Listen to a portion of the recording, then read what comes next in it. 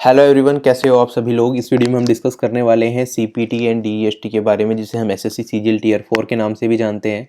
आप सभी लोगों को पता है क्वालिफाइंग इन नेचर होता है। इसके मार्क्स आपके मेरिट लिस्ट में नहीं जुड़े जाते, लेकिन कुछ जॉब्स ऐसी हैं जिसमें ये क्वालिफाई करना बहुत ज़्यादा ज़रूरी होता है।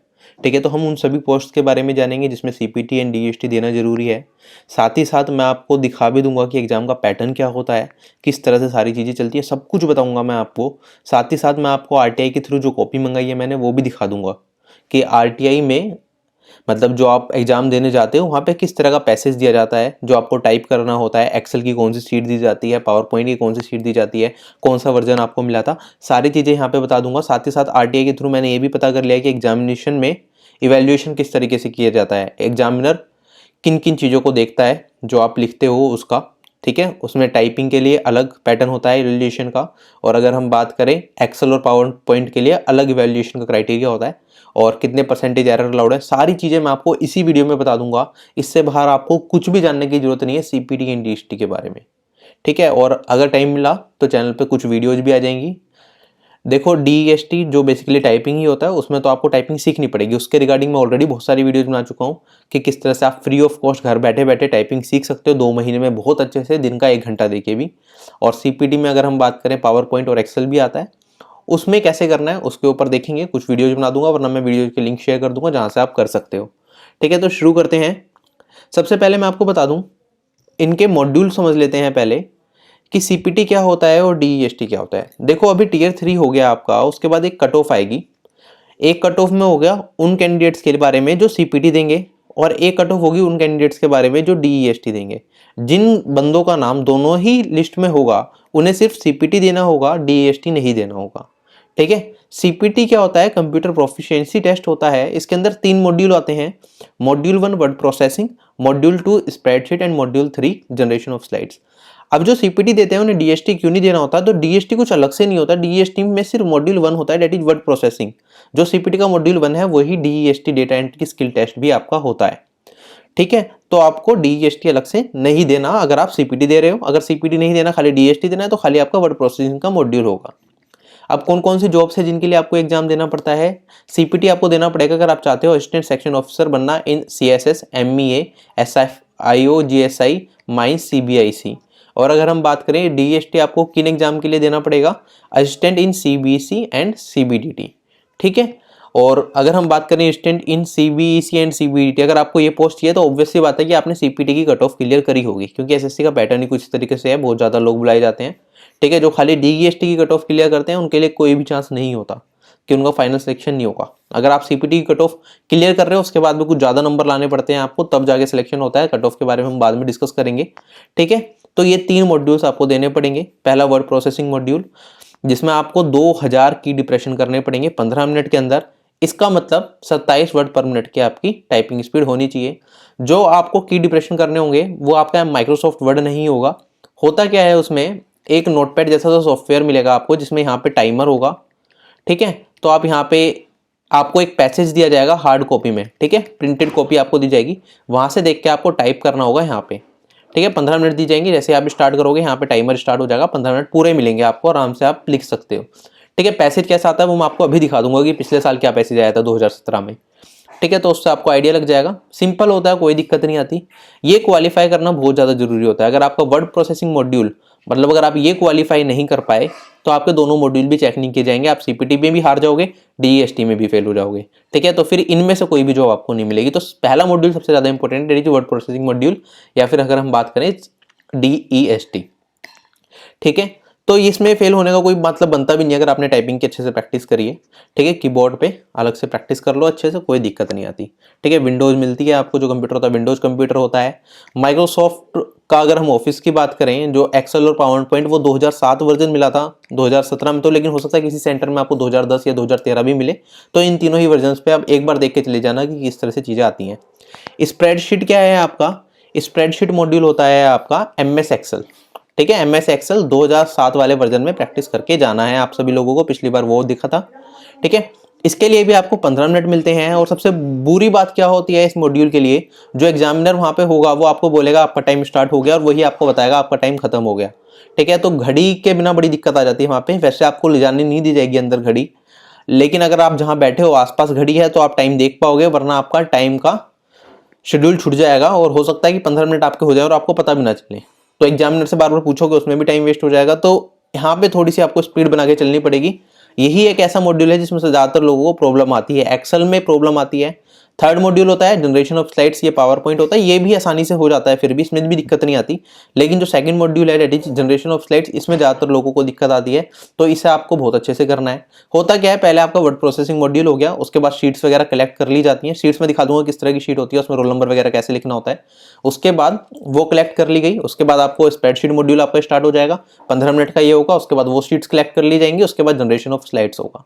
ठीक है, तो ये इस तरह से पूरा प्रोसेस चलेगा। और ये तीनों मॉड्यूल्स होने के हो गए आपके तो खत्म। और ये क्वालिफाइंग नेचर होता है, इसके कोई भी मार्क्स नहीं होते। ठीक है, स्प्रेडशीट और जनरेशन ऑफ स्लाइड्स के मार्क्स होते हैं, लेकिन वो आपके फाइनल मेरिट में नहीं जुड़ते, क्वालिफाई करना होता है बस आपको। उस क्वालिफाइंग की एक अलग कट ऑफ होती है। और अगर हम वर्ड प्रोसेसिंग मॉड्यूल की बात करें, इसमें भी परसेंटेज एरर होता है जो अलाउड होता है, जो आप कर सकते हो। ठीक है, तो इसके बारे में अभी हम बातें कर लेते हैं। आप देखोगे अभी 2017 की जो कट ऑफ आई थी, उसमें यहाँ पे क्लियरली मेंशन है जो सीपीटी है, ठीक है, डीईएसटी वाला पार्ट की बात करें अगर हम सीपीटी की, तो इसमें अगर हम बात करें, यूआर कैटेगरी से 5% एरर अलाउड है, एससी कैटेगरी से, एसटी कैटेगरी से और ओबीसी कैटेगरी से 7%, और OH, HH and VH category से 10% एरर अलाउड था। तो इसका मतलब ये है कि जब आप 2000 की डिप्रेशन करोगे तो ये देखा जाएगा कि आपका परसेंटेज एरर कितना रहा। तो अगर आप 2000 से कम करते हो, मतलब आप 1900 वर्ड ही टाइप कर पा रहे हो, तो इसका मतलब 5% तो एरर वैसे ही हो गया सीधा सीधा।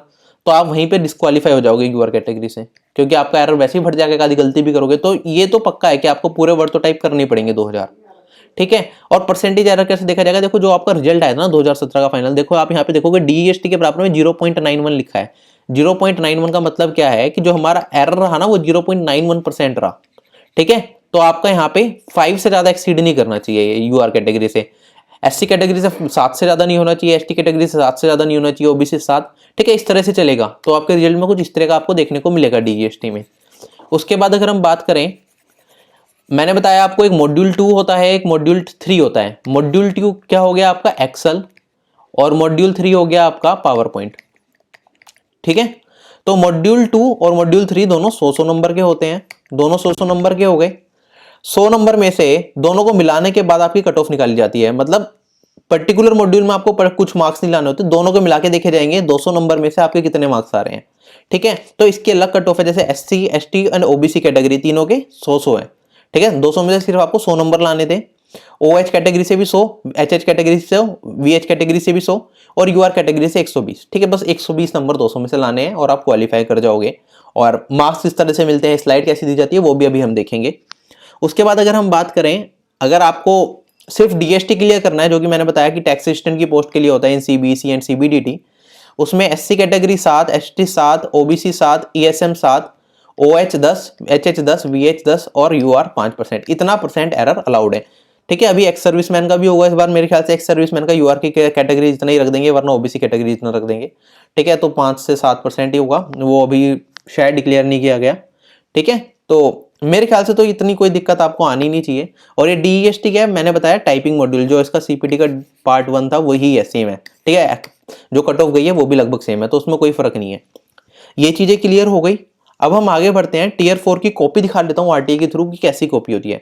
देखो ये पैसेज दिया गया था, that is word processing module का जो ये पैसेज था, ये वाला पैसेज आपको टाइप करना था कितने टाइम के अंदर, ये पैसेज टाइप करना था आपको 15 मिनट के अंदर। इसमें टोटल वर्ड्स कितने दिए गए थे, 2060 वर्ड्स थे। ठीक है, अब यहाँ पे एक एक करके देखते हैं। काफी लोग पूछते हैं स्पेशल कैरेक्टर्स आते हैं नहीं आते। आप देखो यहाँ पे स्पेशल कैरेक्टर्स कुछ भी नहीं दिखेंगे आपको। ठीक है, यहाँ पे कैपिटल है, यहाँ पे कैपिटल है, तो ये बीच बीच में ये चीजें मिलेंगी आपको। वर्ड्स बीच बीच में कैपिटल भी आएंगे, स्मॉल भी आएंगे, तो दोनों तरीके से आपको प्रैक्टिस करनी है। ठीक है, ये सारा इस तरह से चलेगा। उसके बाद ये सेमीकोलन आ गया, फुल स्टॉप, ये बेसिक चीजें हैं, लेकिन स्पेशल कैरेक्टर्स इस टाइप के नहीं है कि डॉलर का साइन हैश, ये सारी चीजें नहीं पूछी गई। तो सिंपल है पैसेज, थोड़ा सा मतलब जो नॉर्मल हम लिखते हैं उससे थोड़ा सा हटके होगा, थोड़ा सा एक्स्ट्रा एफर्ट लगेगा, लेकिन स्पेशल कैरेक्टर्स वगैरह, नंबर्स वगैरह यहाँ पे कहीं भी नहीं है, तो कोई भी दिक्कत नहीं है। और जो ये लास्ट में है ना, ये आपको लिखना नहीं होता, ना ही ये आपको वहां पे दिखेगा। ठीक है, ये एक्स्ट्रा है, जो आरटीए के थ्रू मंगाई गई तो वहां पे दिखा रखा है कि इतने वर्ड्स हैं। तो ये सारी चीजों का ध्यान रखना। बाकी जैसे कि यहाँ पे आप देख रहे हो ना, फुल स्टॉप के बाद यहाँ पे आपको एक एक्स्ट्रा स्पेस दिख रहा है, ये आपको एक्स्ट्रा स्पेस नहीं देना, फुल स्टॉप के बाद जो जैसे हम लिखते हैं सिर्फ एक स्पेस देके आप आगे से स्टार्ट कर देना, ठीक है। उसके बाद अगर हम बात करें यहाँ पे, जैसे लाइन आपकी चल रही है, जब आप पैसेज टाइप कर रहे होंगे तो आगे लाइन बढ़ती रहेगी, तो आप पूरा पूरा लिखना। जैसे कि मैं आपको दिखाऊंगा अभी, यहाँ पे देख लेते हैं साथ के साथ। जैसे कि ये कॉपी है, ये लिखा गया था जो, तो यहाँ पे all the states of few years ago, ठीक है। यहाँ पे ऑल दी और स्टेट्स ऑफ ईयर अगो ये नेक्स्ट लाइन में है, तो आप कंटिन्यूअसली लिखते रहना, ठीक है। ऐसा मत करना कि ऑल द के बाद आपने एंटर मार दिया, यहाँ पे एंटर नहीं मारना है, ठीक है। कंटिन्यूअसली लिखते रहना है। अब यहाँ पे देखोगे फुल स्टॉप के बाद आपको लग रहा है कि एक एक्स्ट्रा स्पेस भी दे रखा है, ठीक है, 2 स्पेस दे रखे हैं, लेकिन ऐसा नहीं है। फुल स्टॉप के बाद जैसे हम सिंगल स्पेस डाल के लिखते हैं वैसे ही करना है। यहाँ पे पैराग्राफ एंड होने पे क्या करना है आपको, सिर्फ एक एंटर मारना है और आगे से अपना लिखना स्टार्ट कर देना है। एंटर मारा और लिखना स्टार्ट करा, जैसे ही आप फुल स्टॉप के बाद एंटर मारोगे अपने आप ही ऑटोमेटिकली आप टैब दबा देना, टैब दबा के आप लिखना स्टार्ट कर देना, ठीक है। ये बस टैब दबाया हुआ है, टैब दबा के यहाँ पे लिखोगे, ठीक है। जिस तरीके से पूरा लिखा था तो यहाँ पे 0.91% का एरर आया था, तो सारी चीजें मेरे हिसाब से ठीक है। हो सकता है एक आधा वर्ड गलत हो इसलिए 0.91% का एरर आया, बाकी इतना कर दोगे तो आपको कोई दिक्कत ही नहीं है। 5% तक एरर अलाउड है, सारी चीजें इस तरह से लिखोगे तो कोई दिक्कत नहीं आएगी। उसके बाद क्या होगा, देखो जो आपकी कॉपी आएगी ना, जो आप लिखोगे कंप्यूटर पे, आपको उसका प्रिंट भी निकालना पड़ेगा। तो वहां पे एक कमांड होगी साइड में प्रिंट की, तो प्रिंट कमांड दबा दोगे तो आपका प्रिंट आउट निकल जाएगा इस चीज का। उसमें क्या करना होगा आपको, यहाँ पे इन्विजिलेटर के साइन होंगे, यहाँ पे आपको अपने साइन करने हैं, ये भूलना नहीं है, यहाँ पे आपको अपने साइन करने हैं। और साथ ही साथ आपसे वहां पे नीचे एक कोट लिखने को कहा जाएगा, एज दी हाउस नोज, मतलब जो पहली लाइन है ना आपकी, वही लाइन आपकी कैजुअल राइटिंग में, जैसे यहाँ पे है एज दी हाउस नोज, ठीक है, ये लाइन है ना, ये आपको कैजुअल राइटिंग में, अपनी राइटिंग में यहाँ पे लिखनी पड़ेगी, ठीक है। पूरी लाइन एक लिखनी पड़ेगी। फिर जिस दिन आपका पेपर है उस दिन की डेट और अपना रोल नंबर यहाँ पे डालना पड़ेगा, ठीक है। हो सकता है आपसे नाम भी लिखवाएं यहाँ पे आपका, तो आप यहाँ पे नाम भी डाल सकते हो अपना। वैसे ऊपर दे रखा है, जब प्रिंट निकालोगे आप तो वहाँ पे नाम और रोल नंबर दोनों आ जाएगा। आपको अपने हैंड राइटिंग से भी नाम और रोल नंबर डालना है, ठीक है। उसके बाद एक्सेल की बात करें, एक्सेल कैसा आएगा, दैट इज मॉड्यूल 2। अब मॉड्यूल 1 तो हो गया आपको क्वालिफाइंग इन नेचर, उसके कोई मार्क्स नहीं है। मॉड्यूल 2 की बात करेंगे, ये हो गया आपका एक्सेल, ठीक है। उसमें सीट कैसे मिलेगी आपको, देखो ये एक्सेल की सीट दे दी है आपको, ठीक है। आपको ये बनाना है एक्सेल की सीट में, आपको क्या बनाना है, आपको ये चीज बना के देनी है एज इट इज, ठीक है। तो यहाँ पे इन्होंने नंबर दिखा दिए, यहाँ पे कॉलम दिखा दिए ABCDE, ठीक है। पहले आपको फर्स्ट रो में ये नेम और अपना नाम डालना है, यहाँ पे रोल नंबर है, यहाँ पे अपना रोल नंबर डालना है। उसके बाद एक सीट दे दी खाली, उसके बाद ये बिल्कुल एज इट इज आपको टाइप करना है, और एज इट इज अंडरलाइन वगैरह सारी चीजें, फॉन्ट वगैरह सारी चीजें बिल्कुल एज इट इज करनी है जैसी आपको दी गई है, ठीक है। यहाँ पे पेरीमीटर हो गया, ठीक है। यहाँ पे फाइनेंशियल ईयर दे दिया, ये सारी चीजें बिल्कुल जैसे इसमें दिखा रखी है बिल्कुल एज इट इज आपको करनी है, इसमें कोई भी चेंजेस नहीं आना चाहिए, बिल्कुल एज इट इज प्रिंट निकलवाना है आपको लिख के, ठीक है। ये सारी चीजें दे दी यहाँ पे। उसके बाद यहाँ पे फाइनेंशियल ईयर यहाँ पे क्रॉस में दे दी, यहाँ पे फाइनेंशियल ईयर यहाँ पे क्रॉस में दे दी। और उसके बाद यहाँ पे एब्सोल्यूट इंक्रीज और डिक्रीज आपको निकालना था, और जो ये एब्सोल्यूट इंक्रीज और डिक्रीज आप निकालोगे, ठीक है, ये इसमें आपको फॉर्मूला लगाना है, डायरेक्टली नहीं करना कि मन में कर लिया और आंसर लिख दिया। यहाँ पे आपको फॉर्मूला यूज करना है, उसके अलग से मार्क्स होते हैं, ठीक है। फॉर्मूला यूज नहीं करोगे तो मार्क्स कट जाएंगे।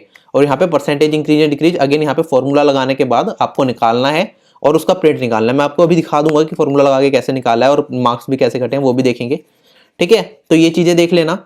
उसके बाद आप यहाँ पे देखोगे इंस्ट्रक्शंस है, ठीक है। तो इंस्ट्रक्शंस को फॉलो करना है, मतलब आपको यहाँ पे जो ये फॉन्ट वगैरह दिख रहा है आपको थोड़ी ना पता है कि ये कौन से फॉन्ट में लिखा गया है, एरियल है, रोमन है, कौन सा है, ठीक है। तो यहाँ पे सारे इंस्ट्रक्शंस हैं, तो आपको इंस्ट्रक्शंस रीड करनी पड़ेगी। जैसे enter your name and roll number in the first 2 रोज, ठीक है, ये लिखा हुआ है तो एज इट इज यहाँ पे लिखना है। उसके बाद format the cells such that the text size is 12, font is century for all the cells, ठीक है। सभी सेल्स के लिए आपको ये फॉन्ट रखना है, ये टेक्स्ट साइज रखना है। जहाँ पे बोल्ड एंड अंडरलाइन कहा गया है वहाँ पे बोल्ड एंड अंडरलाइन करना है, ठीक है। तो बिल्कुल एक एक इंस्ट्रक्शन आपको यहाँ पे दी गई है, ठीक है। तो सारी इंस्ट्रक्शन आपको एग्जाम में मिलेगी, वही इंस्ट्रक्शन फॉलो करके आपको ये शीट बनानी पड़ेगी। उसके बाद देखो 15 मिनट मिलती है, 15 मिनट में आपको ये शीट भी एज इट इज बनानी है। उसके बाद इसे सेव भी करना पड़ेगा कंप्यूटर में, क्योंकि जो भी इसकी कॉपी वैल्यूएट की जाएगी उसकी सॉफ्ट कॉपी वैल्यूएट की जाती है और हार्ड कॉपी भी, ठीक है। तो इसकी सॉफ्ट कॉपी आपको क्या करनी पड़ेगी, कंप्यूटर में सेव करनी पड़ेगी। कंप्यूटर में इसकी सॉफ्ट कॉपी सेव करनी पड़ेगी, तो इंस्ट्रक्टर जो होगा वो आपको बता देगा कि किस नाम से सेव करनी है और कहाँ पे सेव करनी है। तो वो सेव करना मत भूल जाना, वरना बहुत दिक्कत हो जाएगी। तो कंप्यूटर में सेव करनी पड़ेगी ये, ठीक है। कमांड एस दबा के जैसे आप करते हो वैसे ही सेव करनी पड़ेगी, तो इसे सेव जरूर कर देना इस कॉपी को। क्लियर ये चीज, ठीक है। सारी इंस्ट्रक्शंस हैं, वही इंस्ट्रक्शंस फॉलो करके आपको करना है। और उसके बाद मैं दिखा देता हूँ जो निकाला गया था, मतलब जो कैंडिडेट की कॉपी है वो यहाँ पे ये है। आपको क्या करना है, देखो यहाँ पे आपको नाम है, यहाँ पे आपको क्या करना है, अपना नाम लिखना है एज इट इज। प्रिंट जब निकालोगे तो वो सारी चीजें आगे पीछे की हट जाती हैं लाइंस पावर पॉइंट में, ठीक है। तो आपने यहाँ पे अपना नाम लिख दिया, यहाँ पे रोल नंबर दे दिया। उसके बाद ये एज इट इज जैसी सीट थी वैसी सीट बनाई गई। कुछ मिस्टेक्स हैं इसमें, बिल्कुल एग्जैक्टली क्लियर नहीं हो पाया, ठीक है। बनाने की कोशिश की गई लेकिन सही नहीं हुआ, एडिटिंग में गलती हो गई टाइम कमी की वजह से, तो बिल्कुल प्रॉपर नहीं बनी। लेकिन ऐसा नहीं है कि डिस्क्वालीफाई हो गए, मार्क्स मिले हैं, 100 में से 81 नंबर मिले हैं। और ये वैल्यूएशन क्राइटेरिया क्या है वो भी अभी दिखा दूंगा, ठीक है। तो सारी चीजें एज इट इज जैसे फॉन्ट्स वगैरह थे वैसे करने की कोशिश की गई है, बिल्कुल प्रॉपर नहीं है लेकिन बिल्कुल सेम टू सेम वैसे ही करने की कोशिश की गई है। उसके बाद आप देखोगे यहाँ पे ये है, अब यहाँ पे दे रखा था एब्सोल्यूट इंक्रीज और डिक्रीज। एब्सोल्यूट इंक्रीज और डिक्रीज मतलब एब्सोल्यूट से तो हम यही समझते हैं ना कि एब्सोल्यूट फंक्शन लगा देंगे तो इसका मतलब जो सारी वैल्यूज होंगी वो पॉजिटिव होंगी। लेकिन जब यहाँ पे कैंडिडेट ने सारी पॉजिटिव वैल्यूज निकाली तो यहाँ पे सर्कल बना दिया इवैल्यूएटर ने। इसका मतलब जब वो एब्सोल्यूट इंक्रीज और डिक्रीज की बात कर रहे हैं तो वो प्लस और माइनस दोनों ही साइन एक्सपेक्ट कर रहे हैं, ठीक है। तो ये एसएससी की तरफ से गलती है लेकिन देखा गया है ये चीज। और यहाँ पे परसेंटेज इंक्रीज और डिक्रीज की बात की गई है, तो परसेंटेज इंक्रीज डिक्रीज तो तभी होगा जब प्लस और माइनस का साइन दोनों हो। और एब्सोल्यूट इंक्रीज और डिक्रीज में तो फिर एब्सोल्यूट में तो इंक्रीज और डिक्रीज का मतलब बनता ही नहीं है, तो इंक्रीज होगा क्योंकि पॉजिटिव ही हो गई तो सारा इंक्रीज ही बन गया एब्सोल्यूट तो, ठीक है। तो यहाँ पे प्लस माइनस का साइन आना चाहिए। अगर आपके एग्जाम में एब्सोल्यूट इंक्रीज डिक्रीज पूछा जाता है तो प्लस माइनस वाला करना, एब्सोल्यूट वाला फंक्शन मत लगाना, ठीक है। इस चीज का ध्यान रखना। बाकी जो है डेसिमल पॉइंट के बाद कितना जाना चाहिए ये भी यहाँ पे इंस्ट्रक्शंस में दे रखा होगा आपको, ठीक है। तो ये आपका हो गया मॉड्यूल 2। अब हम देख लेते हैं module 3 that is power point, ठीक है। अब पावर पॉइंट का ये आपका मॉड्यूल 3। मॉड्यूल 3 में क्या है, आपको ये दे रखा है, आपको एज इट इज ये बना के देना है, ठीक है। ये जो प्रिंट आया था आरटीआई की कॉपी थ्रू बिल्कुल क्लियर नहीं आया, ये ऐसा काला वाला कुछ था नहीं, मतलब सीधा ये वाली बहुत ही डॉट्स वगैरह, ठीक है। और ये पूरा टेक्स्ट साइज है, ये फॉन्ट वगैरह है, ये लिखना था, ये लिखना था, हेडिंग इस टाइप के देना था, ये बॉक्स बनाना था पूरा का पूरा, और ये सारी चीजें लिखनी थी एज इट इज, ठीक है। तो ये चीज आपको करनी थी और यहाँ पे आपको नीचे डेट, रोल नंबर और ये नाम, ठीक है। इसी तरीके से एज इट इज प्रिंट करना था। सारी इंस्ट्रक्शंस यहाँ पे भी अगेन दे रखी हैं आपको, ठीक है, कहाँ क्या क्या करना है, ठीक है। Default slide type, section 2 title add करना है, सब टाइटल ऐड करना है, use century as the font type for both title and subtitle, ठीक है। फॉन्ट साइज 40 पॉइंट, ठीक है, 24 पॉइंट सब टाइटल, बिल्कुल एक एक इंस्ट्रक्शन आपको यहाँ पे मिलेगी, तो वहाँ पे आप देख सकते हो, ठीक है। अगर हम प्रैक्टिस करेंगे तो मैं आपको ये वाला पूरा का पूरा दोबारा से करा दूंगा, ठीक है, कैसे कैसे करना है पावर पॉइंट में। और उसके बाद अगर हम बात करें, ये आपका तीनों मॉड्यूल हो गया और इसकी शीट देख लेते हैं एक बार, आंसर शीट, ठीक है। आप देखोगे जो बनाया था बिल्कुल एज इट इज वैसे ही बनाया। रिटेंशन ऑफ ई रिकॉर्ड्स, यहाँ पे था रिटेंशन ऑफ ई रिकॉर्ड्स, उसके बाद बॉक्स के अंदर कैटेगराइजेशन ऑफ ई रिकॉर्ड्स और ये सारी पॉइंट्स, तो ये सारे सिर्फ कैटेगराइजेशन ऑफ ई रिकॉर्ड्स और ये सारे के सारे बुलेट पॉइंट्स, ठीक है। यहाँ पे कैटेगराइजेशन हो गया, गलती से एन आना चाहिए था तो उसके मार्क्स कटे होंगे। बाकी थोड़ी बहुत फॉर्मेटिंग में भी गलती हुई होगी, उसके भी मार्क्स कटे होंगे, ठीक है। यहाँ पे डेट आ गई, यहाँ पे रोल नंबर आ गया, यहाँ पे आपका नाम आ गया। मैं यही कहूँगा जब भी आप स्टार्ट करो सबसे पहले डेट, रोल नंबर और नाम, अगर ये कहीं पूछा गया है तो वो आपको सबसे पहले डालना है। उसके बाद आपका जो प्रिंट निकाला जाएगा ये आपको कंप्यूटर में भी सेव करना है, उसके बाद इसका प्रिंट भी निकलवाया जाएगा। उसमें प्रिंट निकलवाने के बाद आपको यहाँ पे साइन भी करने होंगे, डेट भी डालनी पड़ेगी, साथ साथ रोल नंबर और हाथ से नाम वगैरह भी लिखना पड़ेगा। तो इन्विजिलेटर सारी चीजें बताएगा, बाकी ये सारी चीजें लिखवाई थी, ठीक है। तो आपको यहाँ पे दिख ही रहा है, ठीक है। तो ये सारी इंस्ट्रक्शंस जो यहाँ पे हैं ये आपको फॉलो करके बनाना होता है और 15 मिनट में आराम से पावर पॉइंट वाला तो हो जाता है। एक्सेल वाले में थोड़ी प्रॉब्लम आती है तो उसकी प्रैक्टिस आपको ज़्यादा करनी पड़ेगी, ठीक है। और सभी सीट्स पे जितनी भी सीट्स हैं आपको साइन और रोल नंबर डेट डालनी होती है और इन्विजिलेटर को ये कॉपी देनी होती है, ठीक है। ये चीज़ समझ आ गई पिछले साल कैसा पैटर्न रहा था, किस तरह की सीट्स आई थी और किस तरह से आपको करना था। अब हम आगे देख लेते हैं कि मिस्टेक्स कैसे काउंट की जाती हैं। देखो वर्ड प्रोसेसिंग यूनिट थी जो आपकी DEST था, उसमें कुछ फुल मिस्टेक्स होती हैं और कुछ हाफ मिस्टेक्स होती हैं। फुल मिस्टेक्स की अगर हम बात करें, फुल मिस्टेक्स कौन सी होती हैं, जैसे कि एक लाइन लिख देता हूँ, ही इज अ बॉय, अगर आप इज लिखना भूल गए तो ये फुल मिस्टेक होगी, ठीक है। अगर आपने he is a good boy लिख दिया, एक एक्स्ट्रा वर्ड लिख दिया तो भी एक फुल मिस्टेक काउंट की जाएगी, ठीक है। और अगर आपने ही इज अ बॉय की जगह लिख दिया ही वॉज अ बॉय तो ये भी एक फुल मिस्टेक होगी। तो इस तरह की अगर पूरा वर्ड आप चेंज कर रहे हो तो ये पूरी की पूरी क्या हो जाएगी, आपकी फुल मिस्टेक हो जाएगी। आगे बढ़ते हैं, दूसरा है हाफ मिस्टेक। हाफ मिस्टेक कौन सी होती है, स्पेसिंग एरर। जैसे कि आपको लिखना है आई हैव, आपने एक साथ क्या लिया, स्पेस लगाना भूल गए, आपने लिख दिया आई हैव, तो ये आपका हाफ मिस्टेक हो गया, ठीक है। स्पेलिंग गलत कर दिया, आपको लिखना है हैप्पी, ठीक है, आपने लिख दिया हैप्पी, तो ये आपकी एक हाफ मिस्टेक हो गई। रॉन्ग कैपिटलाइजेशन हो गया, जैसे कि आपको लिखना है गोड, आपने लिख दिया गोड, तो कैपिटलाइजेशन रॉन्ग हो गई, ये आपकी हाफ मिस्टेक हो गई। ठीक है, और ये सारी आपकी हाफ मिस्टेक्स हो गई, वो फुल मिस्टेक्स हो गई। उसके बेसिस पे आपका कॉपी चेक की जाती है, परसेंटेज एरर निकाला जाता है।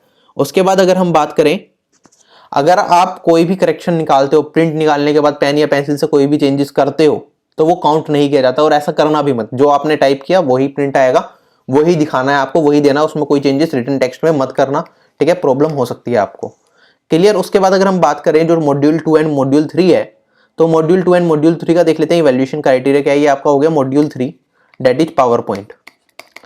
ठीक है, इसमें 100 नंबर का होता है, मैंने आपको बताया, और यूआर कैटेगरी से कट ऑफ थी 120, बाकी कैटेगरी से 100 टोटल, मतलब मॉड्यूल 2 और मॉड्यूल 3 मिला के। तो मॉड्यूल 2 में ये मान के चलो कि आपको 70 नंबर ले आओ और बाकी दूसरा मॉड्यूल में 50 ले आओ, तो आप क्वालिफाई कर जाओगे। ठीक है, मॉड्यूल पावर पॉइंट वाले में लाने आसान होते हैं। ठीक है, तो उसमें 70 नंबर लाना कोई बहुत बड़ी चीज नहीं है, ज्यादातर लोग क्वालिफाई कर जाते हैं। टीयर 4 में शायद ही कोई फेल होता है, 1% लोग भी फेल नहीं होते, है ना, क्योंकि जिन्हें भी जॉब चाहिए वो ये छोटी सी चीजें इन्हें छोड़ के नहीं जाते, और इसके लिए कोई कोचिंग वगैरह भी नहीं चाहिए, आप यूट्यूब पे सर्च करोगे वीडियोज मिल जाती हैं। उसके बाद अगर हम बात करें, देखो 100 नंबर का पावर पॉइंट का स्लाइड हो गया आपका। डिडक्शन किस तरीके से होंगी, अगर आपने एक पेज से ज्यादा पे प्रिंट हो आ रहा है आपका, तो 5 नंबर कट जाएंगे। जैसे कि अभी मैंने आपको दिखाया था प्रीवियस कॉपी में, देखो ये आपका शीट है, ये अभी एक्सेल पे चल रहा है, चलो डायरेक्टली पावर पॉइंट ही दिखाता हूँ आपको। ठीक है, ये पावर पॉइंट का ये वाला आपको प्रिंट कराना था। ठीक है, यहाँ पे सारी इंस्ट्रक्शन दे रखी है, अगर आप सारी इंस्ट्रक्शन फॉलो करोगे ना, तो आपका एक ही पेज में प्रिंट हो जाएगा। अगर एक पेज से ज्यादा में चला जाता है, 2 पेज में आपका प्रिंट चला जाता है, इसका मतलब कहीं ना कहीं गलती तो करी होगी आपने। अब उस गलती को फिलहाल छोड़ते हैं, अगर आप एक पेज से ज्यादा में चले जाते हो तो आपके इसके मार्क्स कट जाते हैं। मार्क्स कितने कट जाएंगे, 5 नंबर कट जाएंगे, तो एक पेज में ही आना चाहिए आपका। कई बार क्या होता है कि अगर एसएससी के पॉइंट ऑफ व्यू से भी, एंड से भी कोई गड़बड़ हो जाती है और एक पेज से बाहर जा रहा है, तब भी आपको फॉन्ट चेंज करके क्या करना है, फॉन्ट चेंज करना और एक ही स्लाइड के अंदर सब कुछ चलाना है। ठीक है, और एक ही पेज में आना चाहिए। वैसे एक ही पेज में आएगा आपका सब कुछ, अगर फॉलो करोगे इंस्ट्रक्शन तो एक ही पेज में आएगा, कोई दिक्कत नहीं आएगी, बाहर नहीं जाएगा। बाई चांस चला भी गया पेज से बाहर, तो इसका मतलब ये नहीं कि आपका कैंडिडेचर कैंसिल कर दिया जाएगा, आपके मार्क्स कटेंगे, 5 नंबर कटेंगे। ठीक है, फिर भी बहुत स्कोप है। उसके बाद improper layout of headings, lines, alignment, text as per exercise and roll number. ठीक है, अगर आप रोल नंबर वगैरह सही लिखते हो, उनका जो टेक्स्ट, जो लाइंस बताई गई हैं, अलाइनमेंट जो बताया गया है, अगर वो सही लिखते हो तो पूरे नंबर मिलेंगे। अगर कुछ भी गलत करते हो तो हर एक मिस्टेक का 2-2 नंबर काट दिया जाएगा। टोटल 20 नंबर का होता है ये सारा।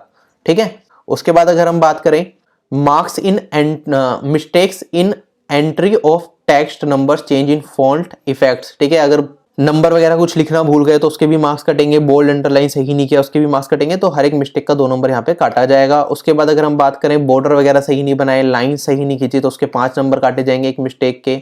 और अगर करेक्ट बुलेट टाइप आपने चूज नहीं किया, जैसे कि अभी हमने देखी थी बुलेट टाइप, यहाँ पे बुलेट ये वाला बना हुआ है ना, अगर आपने इसकी जगह ये वाला बना दिया होता तो उसके मार्क्स कटेंगे, 5 नंबर काट दिए जाएंगे।